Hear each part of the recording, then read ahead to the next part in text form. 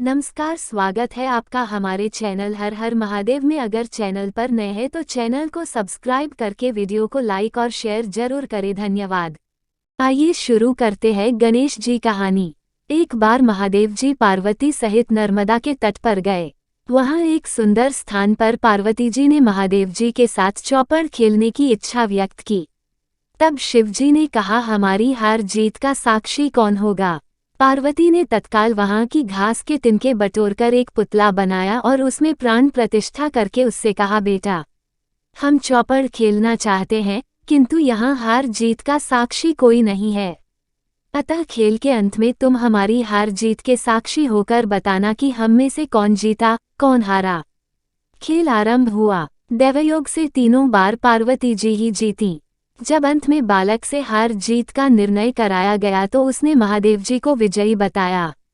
परिणामतः पार्वती जी ने क्रुद्ध होकर उसे एक पांव से लंगड़ा होने और वहां के कीचड़ में पड़ा रहकर दैक भोगने का शाप दे दिया।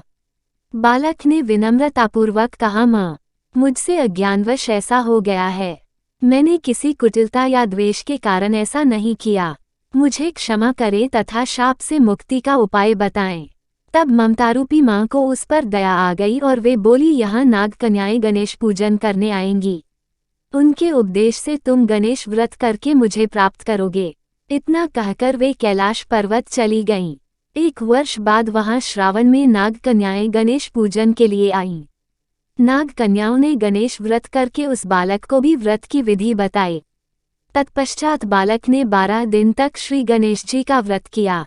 तब गणेश जी ने उसे दर्शन देकर कहा, मैं तुम्हारे व्रत से प्रसन्न हूँ।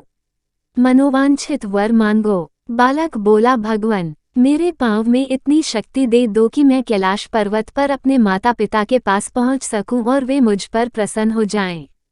गणेश जी तथास्तु कहकर अंतर्धान हो गए। बालक भगवान शिव के चरणों में पहुँच गया। शिवजी ने उससे वहां तक पहुँचने के साधन के बारे में पूछा।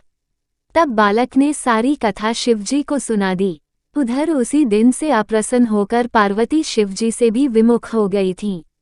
तदुपरांत भगवान शंकर ने भी बालक की तरह 21 दिन पर्यंत श्री गणेश का व्रत किया, जिसके प्रभाव से पार्वती के मन में स्वयं महादेव जी से मिलने की इच्छा जागृत हुई। वे शीघ्र ही कैलाश पर्वत पर आ पहुंची।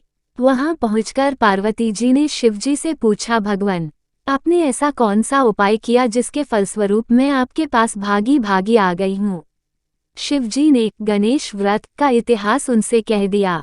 तब पार्वती जी ने अपने पुत्र कार्तिकेय से मिलने की इच्छा से 21 दिन पर्यंत 21-21 की संख्या में दूर्वा, पुष्प तथा लड्डुओं से गणेश जी का पूजन किया।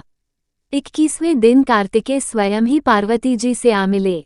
उन्होंने भी मां के मुख से इस व्रत का माहात्म्य सुनकर व्रत किया। कार्तिकेय ने यही व्रत विश्वामित्र जी को बताया।